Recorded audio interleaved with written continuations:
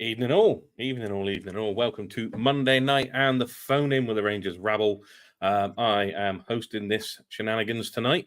Having to keep this particular rabble in check, which is never an easy thing to do. Tonight I am joined by Connor up there. How you doing, Connor? Hi, not too bad, Ian.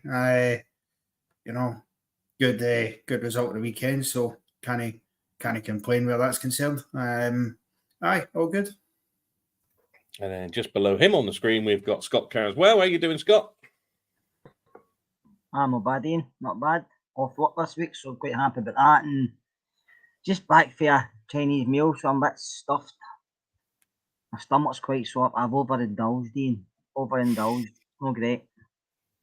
So if Kerr's camera goes, we know why. First time in a long while that I've been on a show with this man, and fresh from the women's show, I believe, is Brian. How you doing, mate?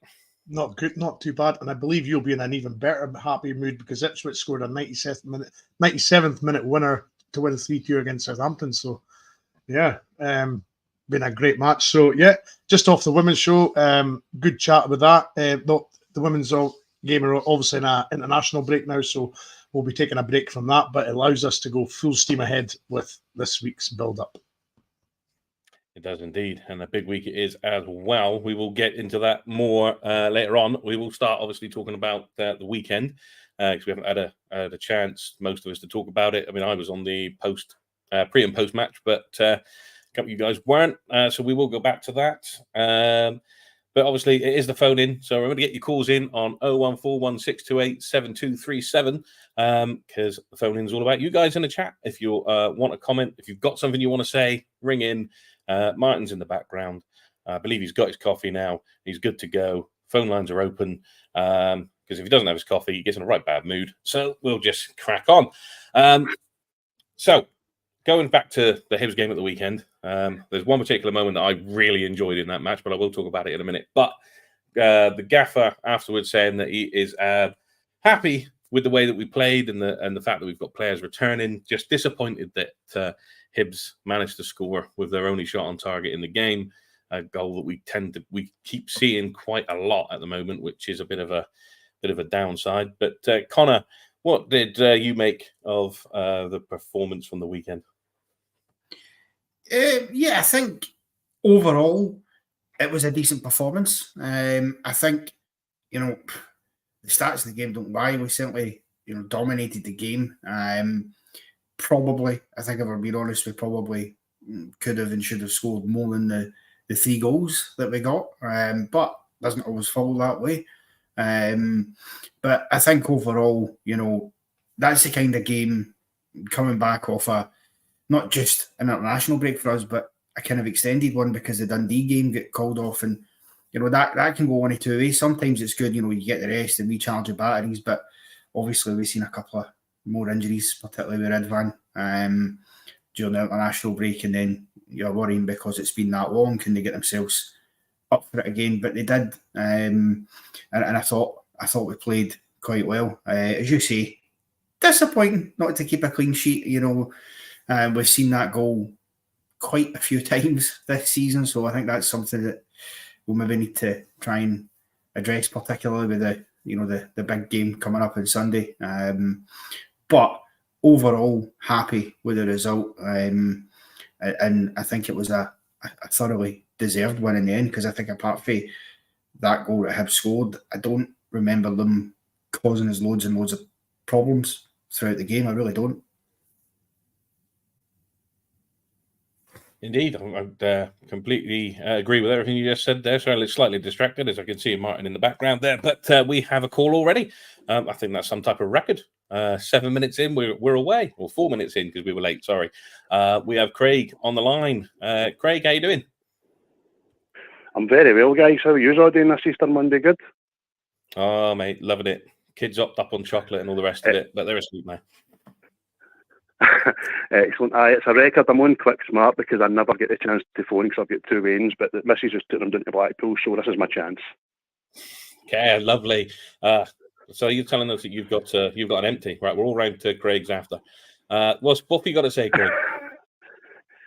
Well, I'm a season ticket holder, like a lot of the boys there, and what I noticed what I thought I was the only one that noticed on Saturday was when he brought Sterling onto the left back position.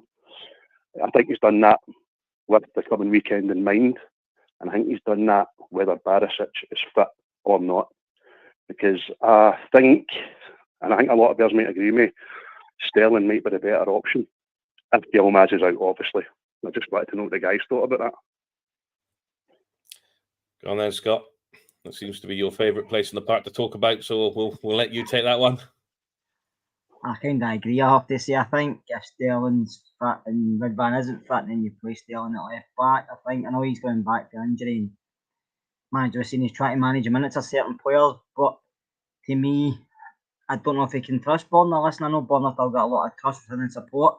He's still got a lot of favourites there, but I think the Clement game recently at the park, I think he shot himself. I think Saturday, I know he was struggling and off injured, but I don't know if I'd have him against Celtic. I know, listen, I've heard he's not played many bad games against Celtic at Ibrox, and he probably hasn't over the piece since he's been here. But it's still in the back of my mind that the things he's done wrong against Celtic, and I do feel Barisic is no longer the player he was. So Sunday, I would actually have to go with Sterling if Ridvan's not fit. I don't know if I would trust Barisic enough. And it's just the way I'm feeling at the moment. If it was Barisic a couple of years ago, then that's fine. But at this moment in time, no. If Ridvan's not fit, then it's Sterling for me. How do you feel about that, Craig? Do you agree with what Scott's got to say? I take no pleasure in watching the decline of the guy, because I lost my cool on Saturday. It was about 24 minutes, 25 minutes. Goldson pinged a bottom right over at the west enclosure, and instead of trapping it, his eyes were on the opposing player coming towards him. Took his eyes off the ball went out, and I shouted something back, and I get verbal back for it, which I totally accept. I just lost my cool. But that seems to be a pattern. I only just heard today that he went half injured. There was no sign of that on Saturday. And again, I take no pleasure in downing the guy. He's been a good servant to us, but the decline hasn't just been a recent thing. It's been over the course now of nearly 2 seasons. And I think... Craig, let me flip it back on you, Craig. Let me flip it back on you a minute, Craig. Do you think that Sterling's done enough in this short time, just that he was on the park playing at left back, to make the manager make that choice? I think Clement's put him there with that in mind, because it might have to be an option. It might be a forced option on the manager. And you've got to say as well, we always hear about manager sees them in training. He might get a whiff. It might have been like to Borna on Saturday. Right, go out there and show us what you can do. Don't think he's done it. And I think Sterling, Mr. Reliable, plus he played there the first Old Firm game, and he was the best of a bad bunch, wasn't he? Which wasn't saying a lot, to be honest with you. But Mr. Reliable, I think he can put the right winger up in the air, kind of the way it should be in the first 2 minutes. Yeah, indeed. But Craig, mate, that was a fantastic way to start the calls off. Just do what Craig has done. He had the opportunity to call in and called in early. That's how you do it. Thanks, Craig. Call again. Fantastic call, mate. Cheers, guys. Bye-bye. Cheers, buddy. What we'll do is I will just play a little bit of devil's advocate. Not something I normally do. But when it comes to Borna, yeah, he's had a few shockers at Parkhead. We all know he sat down a couple of times in the 18-yard box, Brian. But has he ever let us down against Celtic at Ibrox? That's the thing. I mean, I know he's had issues away, but at Ibrox, I don't remember him being too bad against Celtic. No, but I think as Craig just said there in the call, he's definitely become a liability nowadays. You can't rely on him. The difference in Ridvan to Borna is night and day. At least Ridvan gets his head up and actually makes things happen going forward. He'll either make the run forward or pass the ball forward. Whereas Borna, as soon as he gets the ball, he barely looks forward. He always looks sideways or backwards and just plays the safe option. He hasn't got the pace either. I think that's the problem with Borna now. His pace has really declined and he can't get by the player in front of him. It's as simple as that. And although his delivery is very good, you need more out of a fullback. You need energy, you need pace, and unfortunately Borna has not got that now. So I think it's very much of the opinion, as Craig said in the call there, that I think everybody is expecting Sterling to start left back if Ridvan isn't available. I'm kind of still fingers crossed that Ridvan will be available, but I would suggest or think that Sterling will definitely start there ahead of Borna, just purely because he's more reliable. He's got a lot of energy. Sterling is, I like to call him the Swiss Army knife. He does everything, but he's got the energy to play there, and he's defensive minded anyway, so he'd be a better option for me, definitely. Well, there we go. So it'll be hopefully Ridvan, maybe Sterling, and let's hope it's not Borna by all accounts. Anyway, to go back to keep with Barisic and go back to the game from the weekend there, Connor, was Borna that bad against Hibs? I mean, I don't particularly remember too many issues with Borna. He got forward. I didn't see him playing the ball back that much. He got the crosses in. Is the criticism from this weekend a little bit harsh? I think, I think if you were taking this weekend in isolation, it's definitely harsh, because I don't think up until he came off, I don't think he had a bad game. Look, nobody's going to pretend he was absolutely outstanding and man of the match kind of stuff, but he had a decent enough game. I don't know much you can fault him for. I mean, he certainly, I don't think he's at fault for the goal, for example. I think, his other defenders haven't helped him there. I think Goldson flying in, I think he maybe should just stay on his feet and try and stand that up, because as soon as he's done that, he's, and he misses it, players past him. So I think in that respect, you can't hold him accountable for that. But obviously, because of the kind of season he's been having, and the fact that, as Brian said there, he's past that sort of peak his powers that he's been at in terms of his pace. It's easy to target him, but in isolation, he wasn't bad in that game. But you would have real concerns, in the Old Firm on Sunday with him trying to keep pace with some of Celtic's wide players, whether it is Nicholas Kuhn or Maeda or whoever. I think he might struggle to do that. Whereas I think Dujon Sterling, not that he's the paciest player in the world, but he's certainly got more than Borna Barisic. And I think more importantly, it's the physical aspect, because I think even that part is slightly dipped for Borna's game. He's, he seems to take an age to get up for a slight breeze these days. So, I think that's probably the main sort of issue people have. But no, as you say, he didn't have a bad game against Hibs. So I'll certainly defend him a bit when it comes to the game at the weekend. Sorry, I was just typing there. I was trying to talk to Martin at the same time, but I'm not sure if we do have a call waiting anymore or not. We still do have a call waiting. We have Alan. Alan's waiting by all accounts to speak to us. Alan, what have you got to say? Hi guys. Just want your thoughts on whether or not Diamandi's doing enough to get a start next week. I think he's been quite impressive so far, but I think at times he lacks some positional discipline. And I think maybe we might see Tom Lawrence play in alongside Lundstrom. Okay, so we'll play fair. Brian, I'll come to you on this one. Scott got the last one. So over to you, Brian. Diamandi, is he still worth a start, or is he showing enough? I think energy-wise, I would certainly put him in there. And I think he offers something completely different. He's a left-sided midfielder, and I like a bit of balance in there. I think him and names went. Lundstrom. Him and Lundstrom have got a nice sort of balance in the sense that I think Diamandi's got a bit more flair, where Lundstrom's just pure raw power, and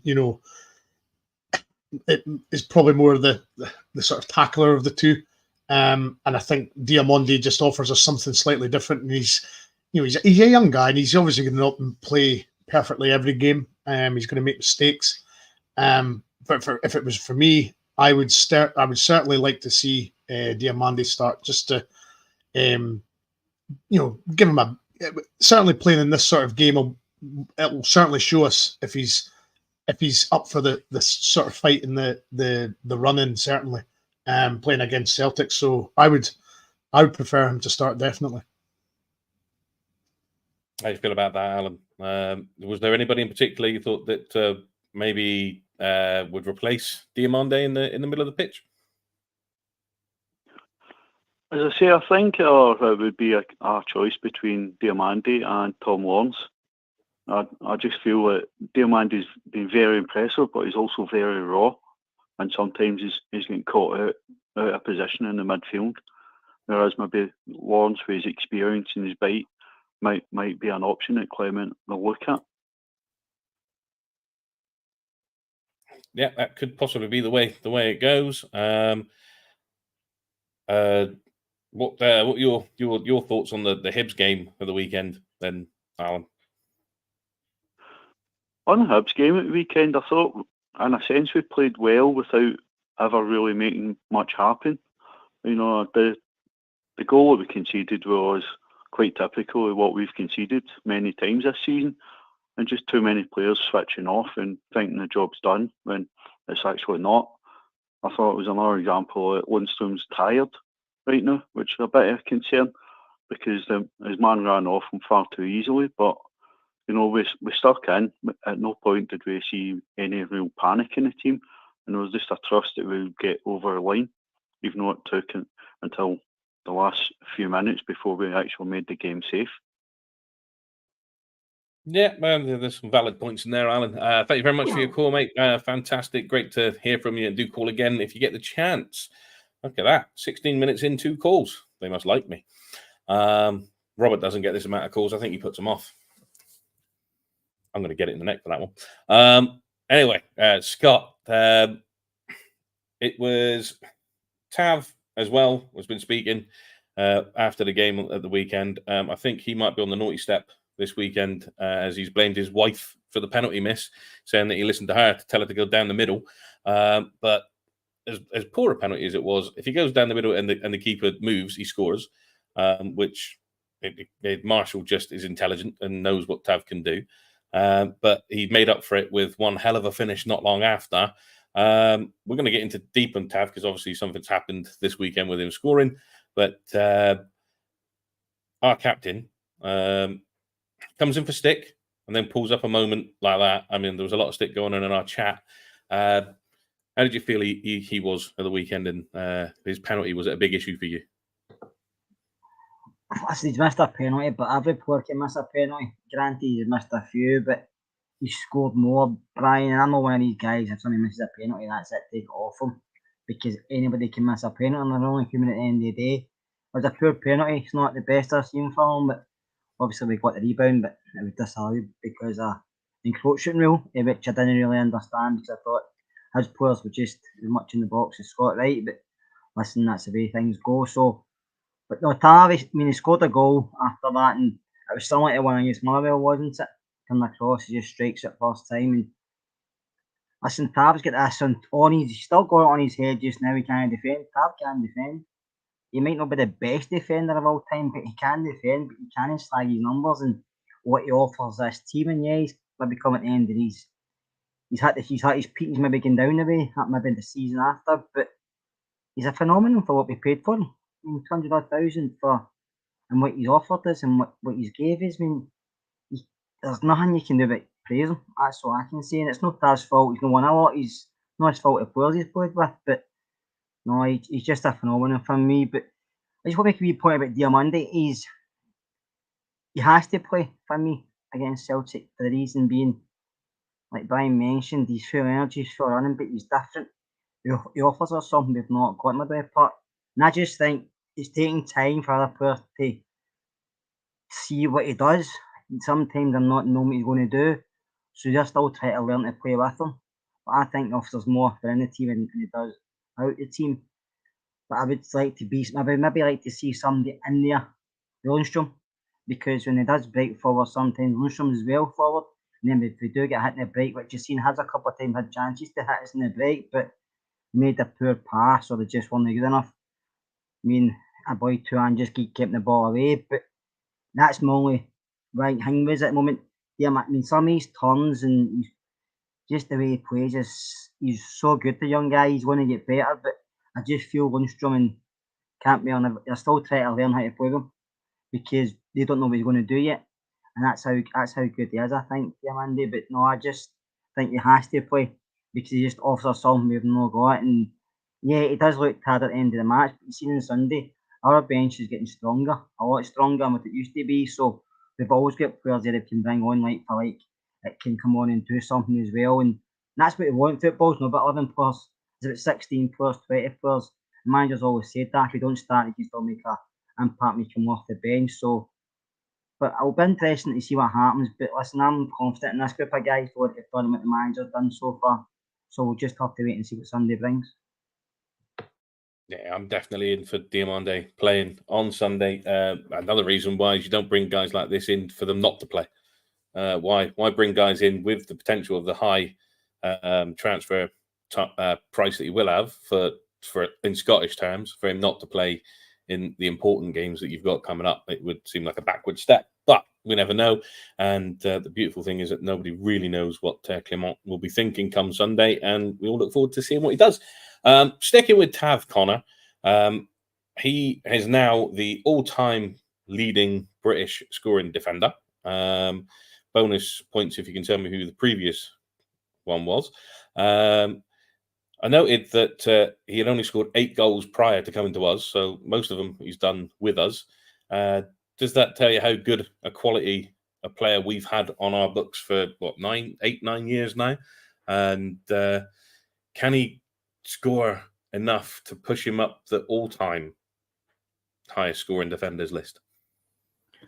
Well, I mean, I don't see why not. He's still got plenty of time.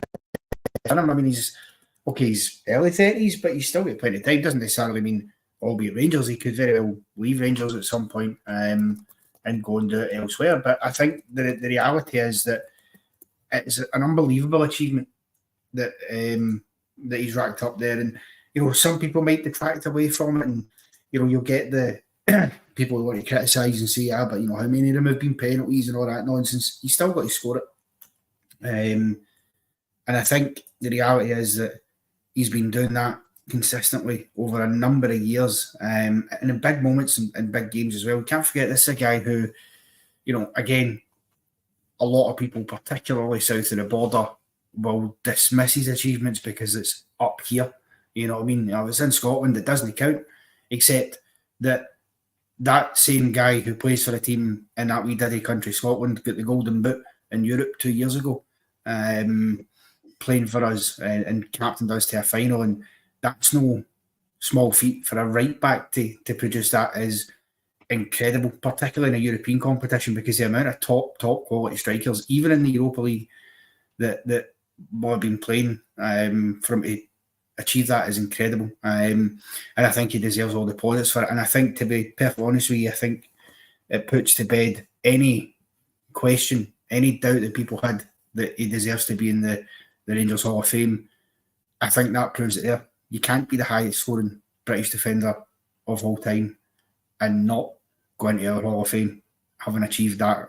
You just simply can't. So, no, I take my hat off to him, and I hope he racks up more and more goals. I really do. Good points and well made. I will come back to them, and I do have a little group question as well when we come back, but I'll keep you on tenterhooks for that one because we have Willie waiting on the line. Willie, what have you got to say? How you doing, guys? Doing well, mate. How are you? Fine, thanks. Yeah. So what have you got for us tonight? It's just a bit. It's just about Clement's tactics recently. He seems to be getting caught out in transitions, as in like from corner kicks and generally from open play. We seem to be not leaving enough bodies back, getting caught out on the break. You see Hibs, Motherwell, Benfica obviously have been a more quality team. But yeah, it's kind of concerning going into the Celtic game if he leaves us a bit open like that. Well, as we've gone round the houses and Scott and Brian have both had a question, I'm going to give this one to Connor so that he gets a chance to answer a comment from a caller. So go for it, Connor. Clement's tactics, worried or not? Not particularly, no. I think they've worked in the main. I think he's only... clearly, Sunday's a huge litmus test for him. It's a massive game. The connotations in the league title are huge, and there's no getting away from that. It is as must win as you like. It really is. But I think, you know, his tactics have worked almost flawlessly. He's lost twice since he came in the door. You know, obviously one of them was at Parkhead, but to give him some slack there, that was early on in his tenure that he's went there. So wouldn't have had as much time for things to bed in and for players to get used to that sort of system. But I think, you know, look, there's no doubt there's defensive frailties. We've seen that. You know, even though bizarrely we have conceded fewer goals than anybody else this season, so despite the issues, we are statistically still the best defence. That being said, it's the goals we concede are silly goals. You know, it's the ones, simple balls over the top, for example, things like that kind of have cost us. And I've no doubt that Celtic will look to try and exploit that at the weekend. You know, but I think what helps us is that, you know, I think the fact that we are at home, I think the fact that, you know, there's a lot riding on this game. I think we'll get up for it, no problem at all. And look, the best way to defence, they always say the best defence is a good offence. I think if we can get at them and put them under pressure, their defence and the way their tactics have been going have been worse than ours this season, and that's just a statistical fact. So, and you don't even need stats. If you see it, you know it. So, I think I'm not overly concerned. You might see a wee tweak or two because you do in these games, but for me, I'm not concerned by the manager's tactics now.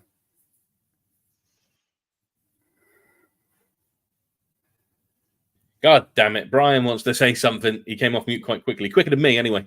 So go for it. Quick yellow card there. Quick yellow card. I am quite concerned about the corner situation in the sense that the amount of times that we hit the first man, the amount of times that we do the same outward corners, you know, out swingers, we never vary it up, we never do in swingers or just mix it around. It's always the same.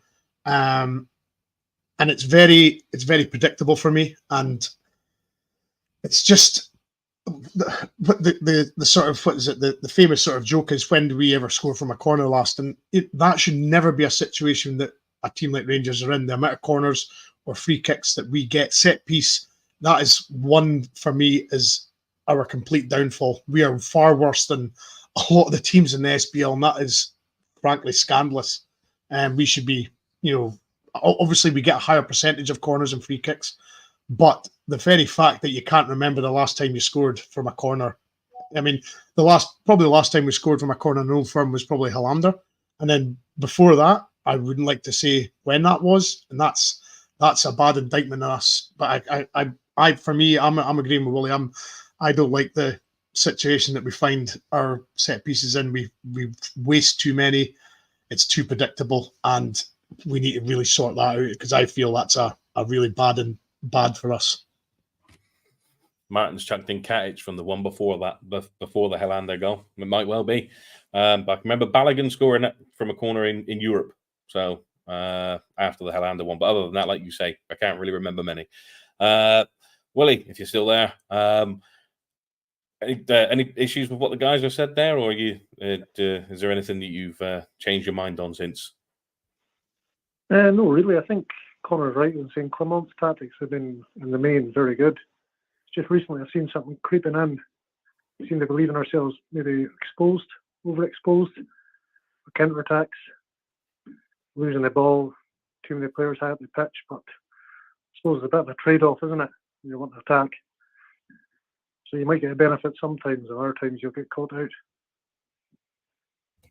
Totally agree there. The Benfica corners terrified me to death. Thanks, Willie, for your call, mate. And do call again if you get the chance. Always willing to take calls from good callers, which you are. The bit I was going to go into with Tav before Willie's excellent call there was he is now obviously in that top 10 of, and has been for a while now, of all-time leading defending scorers. I was going to say who's the all-time one, but that's already been answered in the comments because Ron Koeman's up there with 253 goals. Does anybody know who, because Tav getting into the top 10, who bopped out of the top 10 because he got in? Have some time to think about it. Put it in the comments if you know. And if you think of it, you already know, shout it out. Is he Scottish? He is not. No, well then I don't know.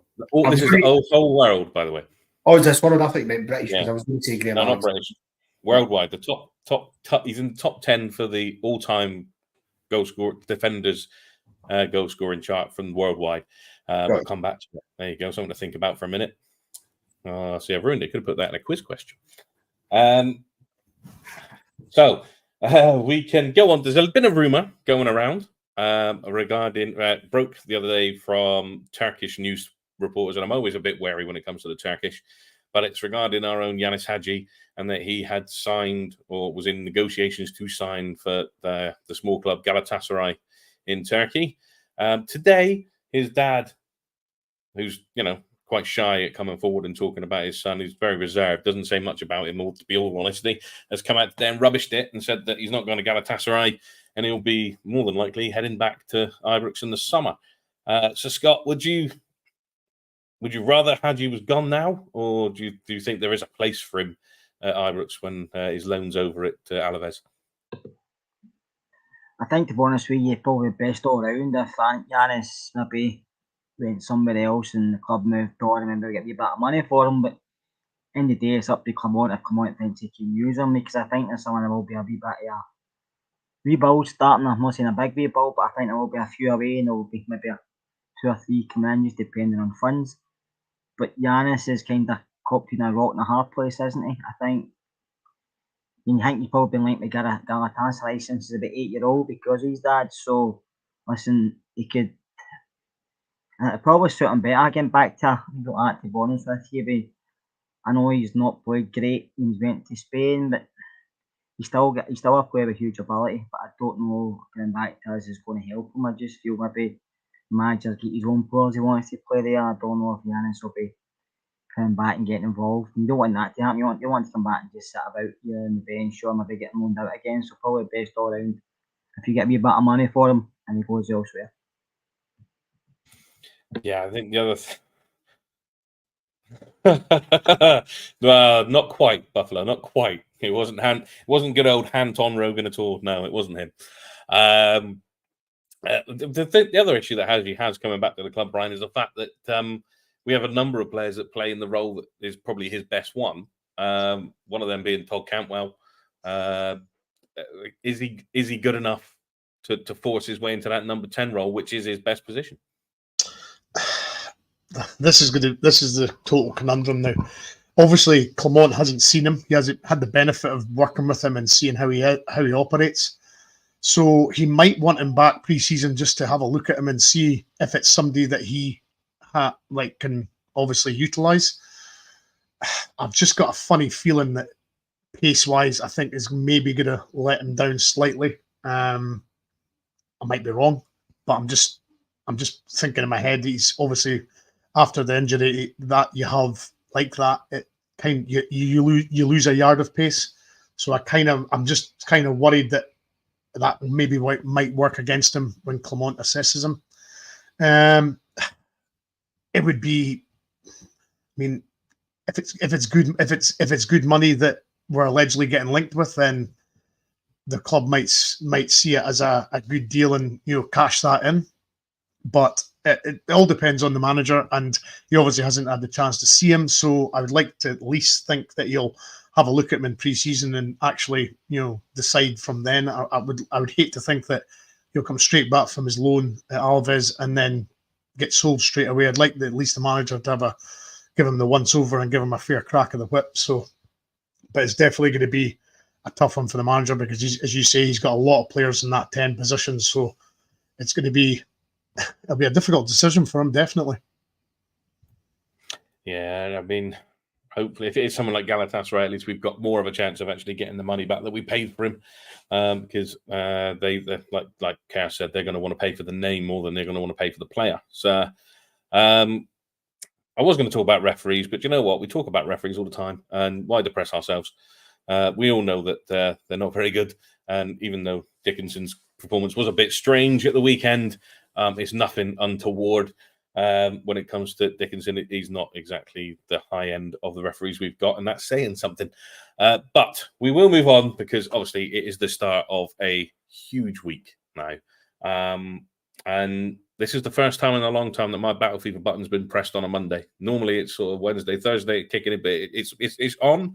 The dial's up a little bit. It's not all the way there yet, but it was enough to get me on YouTube and start watching games today, and that doesn't normally happen.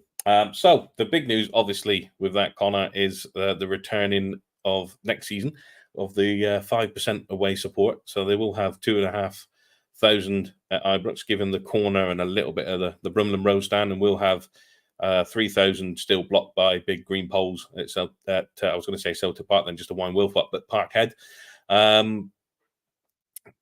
Is that the best outcome we could have hoped for with the ticket thing? Instead of giving them, because I don't think anybody wants to give them back the full Brumlin. So surely this is the best outcome. I think it's a good start. I think it was never going to jump from zero where it was this season to the full allocation again. That was just never going to happen. I think from what I'm reading into, this is obviously something that's came about. The clubs obviously got together, but also I think the relevant bodies and more importantly the broadcasters, I think, actually got involved as well, which is understandable. I mean, like I've said for a long time that I felt it was a matter of time before Sky Sports got fed up it, because okay, the money they pay us, let's be honest, is a pittance. They should be paying us more. However, they're never going to do that when you've got your biggest spectacle, which they are paying for, is no longer that spectacle because you get no away fans in there. And clearly, the real beneficiaries of that were always Viaplay, because in the cup games, that's when you get the true atmosphere because it's 50-50. So I think it's no surprise that it's happened. It's a good start to get. I'm sure, the way it'll work, they'll probably split it somewhere. And I know it's 5%, but I think, what it's like, that 5% equates to 2,500 at Ibrox and 3,000 at Parkhead. So they'll probably go somewhere, maybe 2,750 each or something like that, or whatever way they can work it out, because obviously they won't want to perceive that we are somehow getting an advantage by getting more fans into their ground than they are to us. But that's obviously just the logistical point that their ground is bigger. That's not our fault. That's their fault. They built a bigger ground. But it's a good start. I personally, to be honest with you, and I might get slaughtered for saying this in the comments, and by all means, but I'm only here to give an honest opinion. I would disagree with your statement about not wanting to give them the old allocation back again. I do, because to me, that's the proper Old Firm derby atmosphere. That's the way it should be. It's the way it was for me growing up as a kid. It's a shame that there's a generation now who've never actually got to see that or experience it. So I think at some point I would like to see that come back. Obviously, you'd have to put certain conditions in place and make sure that the agreements were being followed and people were behaving themselves. And that goes both ways. But I feel that's the way it should be, because look, we can't be every other league in world football. Their biggest derbies don't behave the way others have in terms of, obviously the kind of crowd trouble and stuff, but also in terms of not having away fans at all, because it just ruins the spectacle for me. I don't like, yes, there's something oddly unique when you see James Tavernier scoring a free kick at Parkhead and the whole place, you could hear a penny drop. That is a bit bizarre. But as a spectacle, it kind of takes away from it. So personally, I hope one day, maybe a couple of years down the line, once we see how this goes, then we'll obviously maybe see the allocation back. But certainly a good start, that's for sure. Nearly did it again. I nearly got my second yellow and a red there. I'm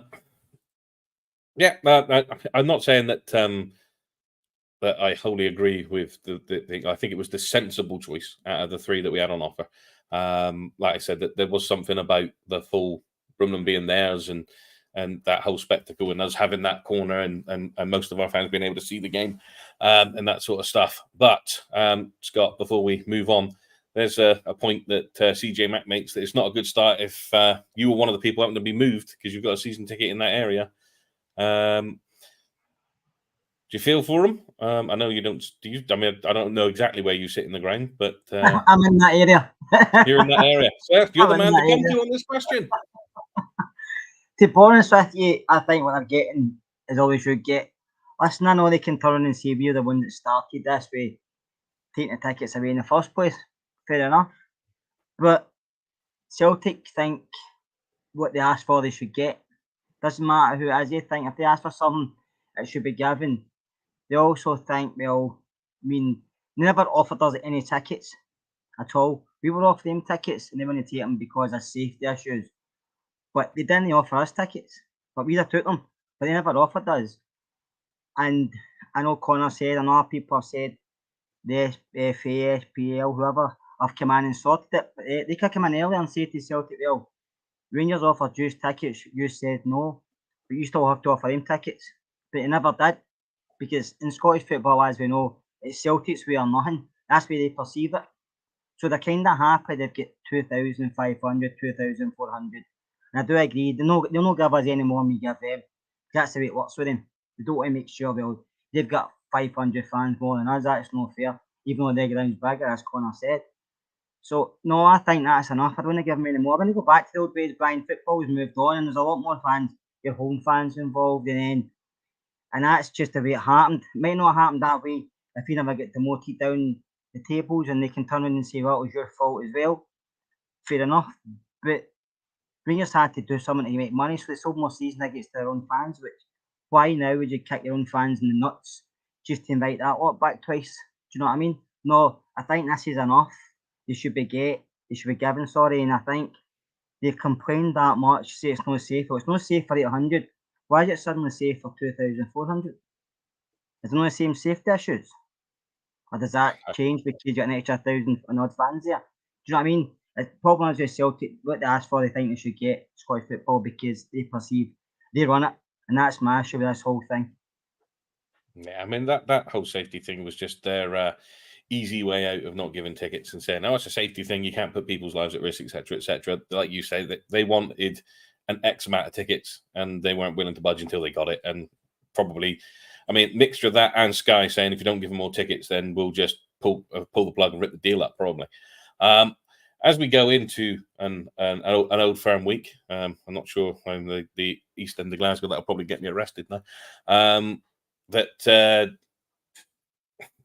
You can tell that an old firm week is coming without people telling you that an old firm week is coming because certain, let's call them pundits, to a level, start banging on about conspiracies, and you see it on Twitter all the time. The pressure on the referees that we weren't going to talk about gets ramped up, and I'm slightly. Oh no, his eyes moved. It's fine. Slightly worried there that Connor had frozen for a second, and so Brian, are we going to expect as the week moves on that these conspiracies regarding referees and us getting penalties all the time, even though if you actually look at the league standing for penalties, we're level with a certain team, is that just going to accelerate as the week goes on? You could put your house, home, and anything you own on this getting ramped up this week. You're going to have people that have ex-footballers that are suddenly going to be coming out of the woodwork, claiming this, claiming that, people you've not heard or seen from in a long time, and they're going to come out and lay it down that the referee's got to have a strong referee. We've got to have a strong this. They can't allow this. They can't allow that. It's going to happen. We know it's going to happen. It's tiresome.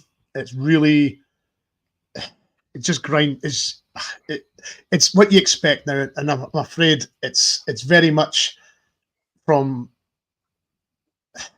people that have got certain chips on their shoulders. Could you say? They've got an axe to grind. They're really quite bitter people as well. So yeah, it's going to happen this week. It was started a couple of weeks ago, actually. And obviously with Rangers getting a penalty at the weekend, that we've just amplified it even more. So you can just imagine. And I think the penalty stats in Celtic Rangers in the last few years. I mean, I think we've had one at Parkhead since I think Kenny Miller was the last one that we got a penalty there. And Celtic have had 9 in that time. So I really don't know where this conspiracy nonsense is coming from. It's just, it's really, really tiresome. But going back to the allocation stuff, as far as I'm concerned, I was very much of the opinion that I wanted, if we got a better seating position in the East End, then I would be more than happy to go back to the old allocations. But I've totally went 180, and I am quite happy to let as little of them in as possible. I really, the way that things have been, the way things have been portrayed in the media and stuff. As far as I'm concerned, the more Rangers fans we can get in there, the better. Just my opinion. No, and you're entitled to it. That's why we do this thing. Everyone's entitled to their opinion. He's not there to upset anyone. Please don't upset anyone. But there's been a few comments in there already regarding that. Like I said, I put one up there just now saying that wait until the refs announced and all that sort of stuff.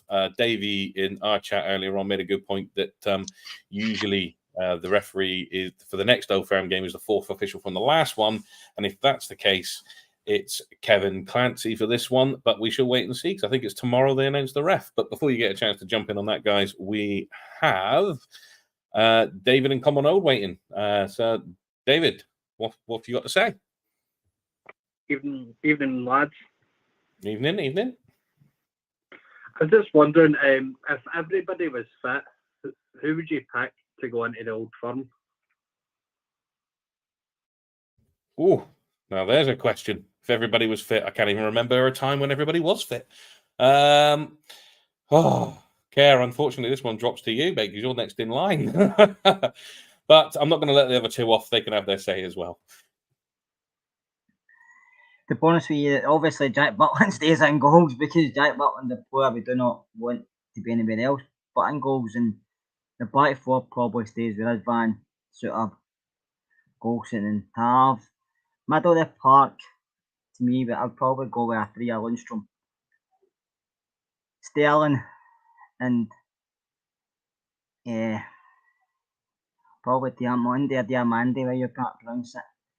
And it'd be, I mean, the bonus for him, the top 3 is always a struggle for me because we've that many different players up front. And I like Campbell, but I've not played him as a 10 because I feel we need somebody behind Diamandi, and I think he can play there actually in Sterling thingy. So I'll probably go on the right side.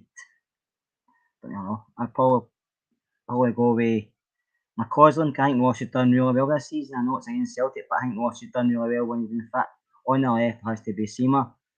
And through the middle, believe it or not, I'd have to go with Dessers. Just by the fact he frustrates the hell out of me. He annoys the hell out of me. It does take 2 or 3, sometimes 14 chances to finish. But in games like this, you need somebody to put in the work, and I think he puts in a lot of work. I'm not saying play for the full game, but I think he does a hell of a lot of running and pressure. I thought on Saturday, he missed chances, he scored, but the one he missed was he should have done a lot better with. But I think we need somebody up front. He's holding the ball up, it's getting better. You've seen on Saturday he can stretch defence as well. And I would just go with Dessers because I think he's learning how to play better with the team, and the team's learning how to play better with him. So that we Campbell and Lawrence left out, which I didn't want to do, but I feel we need to be tight in the middle of the park. I was wondering where we mate Cantwell from my neck of the woods. I said earlier, it's only 11 players. They can come on after 50, 60 minutes and change it. And it's everybody's different. And that's it. If you've got a fully fit squad, you've got a hell of a bench. So I feel we can't afford to lose this on Sunday. We can't afford to lose it. We need to win. So I would go with that team to start with. It will get changed out enough. Ryan, anything different, or would you go with what Kers is saying? I would certainly agree with the the first 8 that you picked, the goalie, defence, and midfield, I would certainly agree with that. Up front, jeez. I think if everybody was fully fit, I'd like to see Danilo getting, I mean, the wingers, there was enough for Oscar Cortez that I'd seen that I would put him in there. Sima, Silva, it's obviously the left side would be one of them. Maybe obviously they would swap, but I think Sima's numbers is good. I've kind of compared him to a sort of Sakala 0.20, which is probably unfair, but he's frustrating in the sense that he misses a lot of chances, but his numbers are very good. So if it was me, I would have Sima, Danilo, and Cortez. That would be my front 3.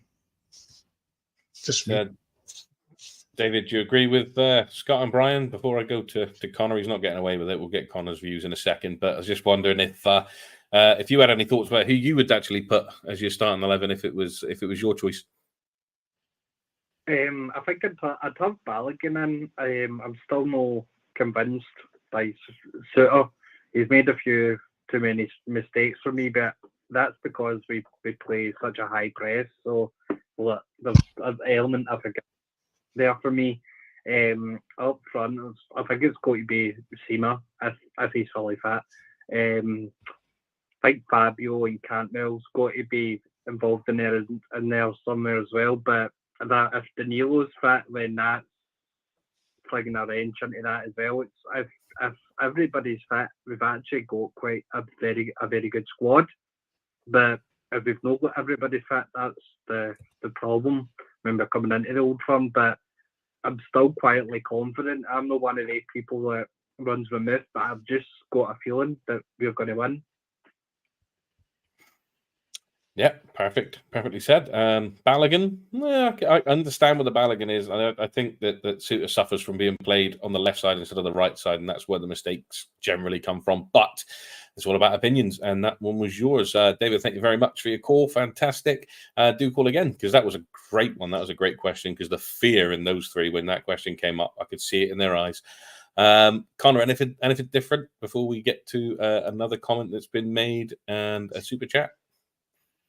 No.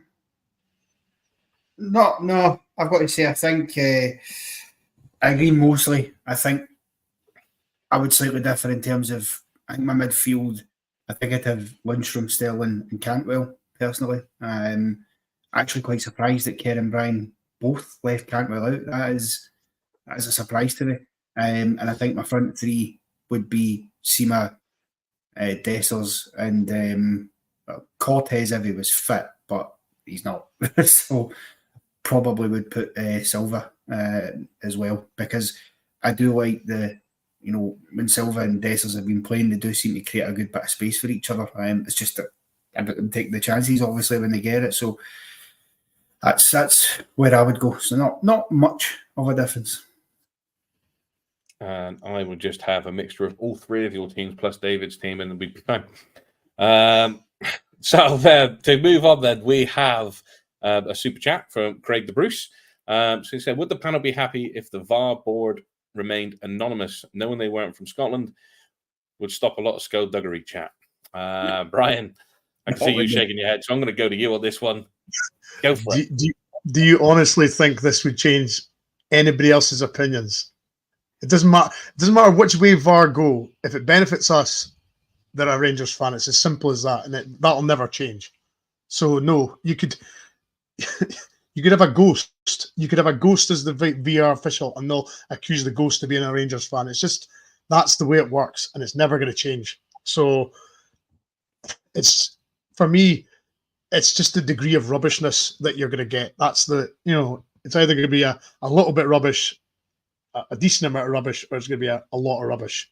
And as I say, it could be anybody. It could be a scarecrow that's a VAR official, and they'll accuse the scarecrow of being a Rangers fan, and it's not going to change anytime soon, probably forever. So no, it could be any. You can make it anonymous, and they would still get accused of that. So I'm afraid it's not going to change. Anybody disagreeing, guys? You or you in agreement? No, I agree with Brian totally. I actually think it would make it worse. Because even if you say they're only for Scotland, you know what it's like. If they're anonymous, they'll be saying that it's, I don't know, Barry Ferguson's in charge of it, Lorenzo Amoroso's his assistant. That's what you would get. I do think that would actively make it worse. At least knowing who they are, you know that despite claims that get made, you at least know the truth of it. Whereas when you don't know that, I think that just allows more conspiracies to grow, and I think that's just about the last thing you need, because it doesn't matter what the facts say or pan out. It doesn't matter that I think that they've only conceded one penalty this season and their manager got a ban because of it. Doesn't matter. Any of that is irrelevant. If a decision goes for us, especially if it's this anonymous cabal, you just know. So no, I just think that would make it so much worse. No, that will set a cat amongst the pigeons. But equally, our support can be just as bad, because we do say that everyone's one of them as well. But I'm not defending them. They are a certain type of, trying to find a word that doesn't offend, strange. And we need to be. It'll just ramp. It doesn't matter what happens. If the result doesn't go their way, we know what's going to happen come the final whistle on Sunday anyway. So Craig, thanks for that. Superb. Super chat there, and thank you very much once again for the £5 chat. I haven't been told that the phone lines are closed yet, so you've still got a chance to get a call in. You can be the last caller of this evening if you can get it in quick. This just I'm just going to go for it and say that what are our thoughts regards Sunday? Early doors, we're early part of the week. The battle fever is going to build, obviously, but can you see the win coming? Or someone's already said that they wouldn't be happy with it, but they'll take a draw. Do you think this is win or bust at this point? Connor, do you reckon it's win or bust? Well, I don't know if it's win or bust, but it's certainly don't lose or bust. I think to lose the game would be catastrophic, because then you're going 4 points behind them, albeit we'll play Dundee on the Wednesday and beat them, you go within a point. But, we've already had a bit of a psychological blow in that they have been able to get top of the league by default.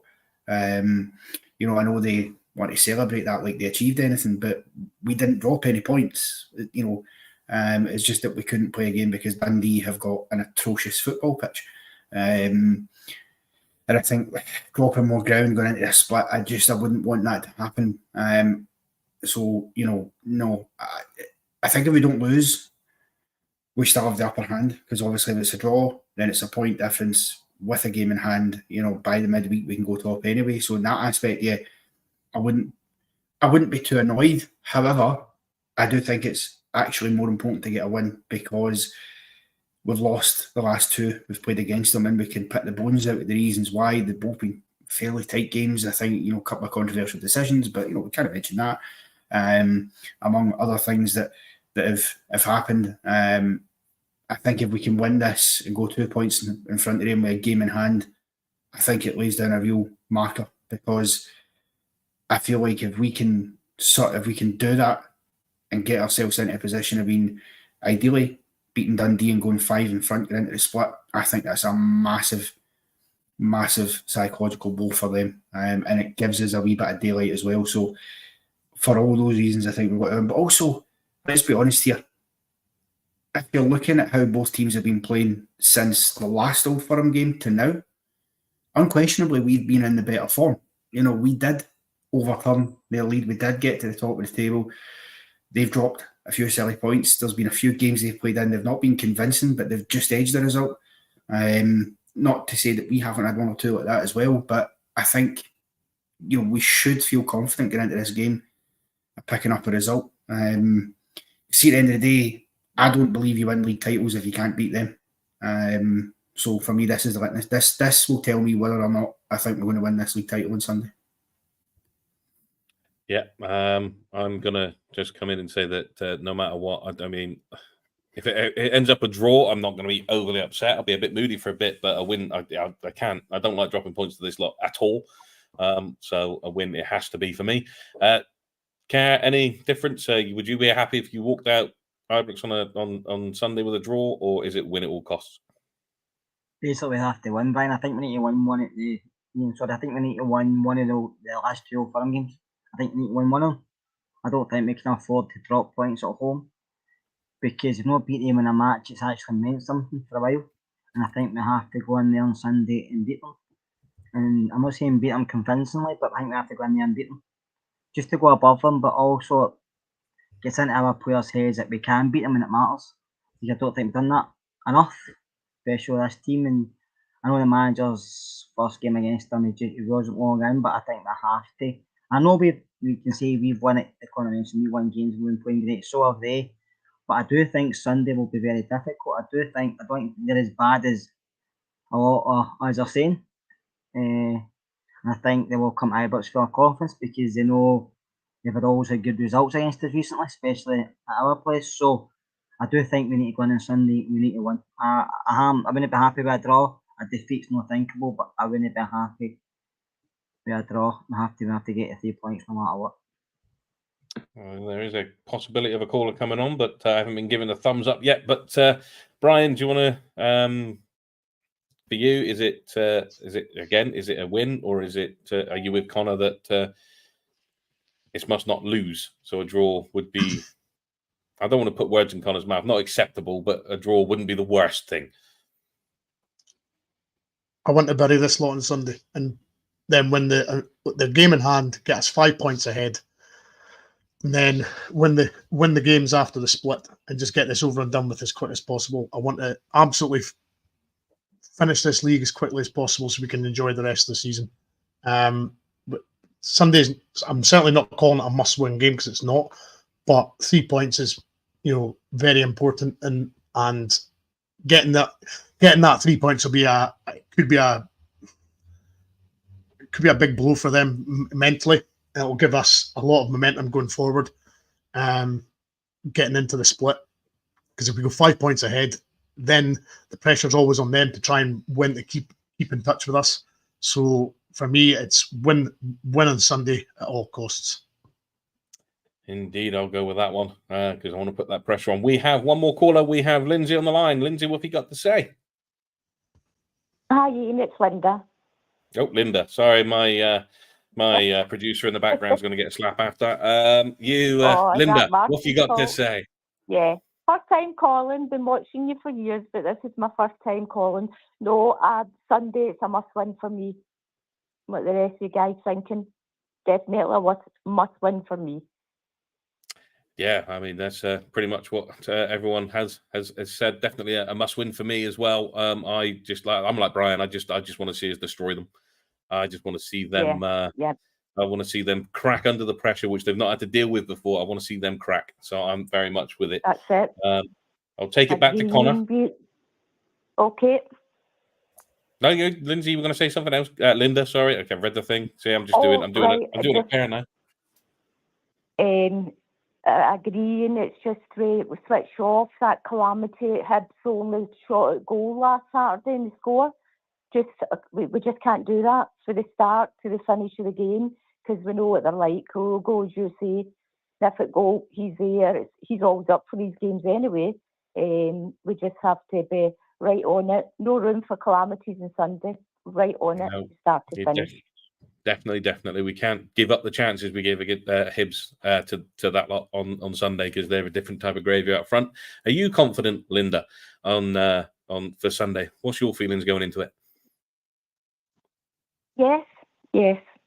With Philippe Clement, just love him. Ian, the mentality, stability he's brought into the club since he's come in, and what he's turned it around. Yeah. If he can get that into these players, especially what he's done, then yes.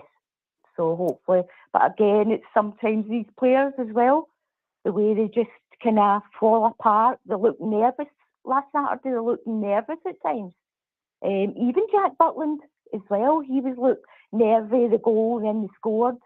And I was like, oh, here we go again. But ended up we got the win. That's what's important. So whatever way that ball goes in the net for us on Sunday, I'll take it. Even if it hits off Bether's backside. I'll take Very it as much. long as we win. Very much agree with you, Linda. I don't care how it goes in as long as it does, and we get more of them going in than they do. Thank you very much for your call. Fantastic being a first-time caller, and do call again. Don't be shy. We'll be ready and willing to take that call for you. Okay, thanks. Thank you, Linda. We have made it to the hour mark. We've gone over. My first call in, we've gone over. So don't forget to like and subscribe. With a little button down there, just hit the little thumbs up, it's fine. And I'm just going to say thank you to Connor, Brian, and Scott for being here and being part of that phone in. Quite a busy night. It was lovely. Enjoyed it for my first one. So that's probably got me in the seat more because there's been more callers on this one. Robert, you're out of a job, apparently. So that just leads us to we will be back. I believe we're back on Wednesday for Wednesday evening for one, and then obviously the build up towards Sunday, and all that leaves now is for us to end tonight, and we will see you again soon. Thank you very much.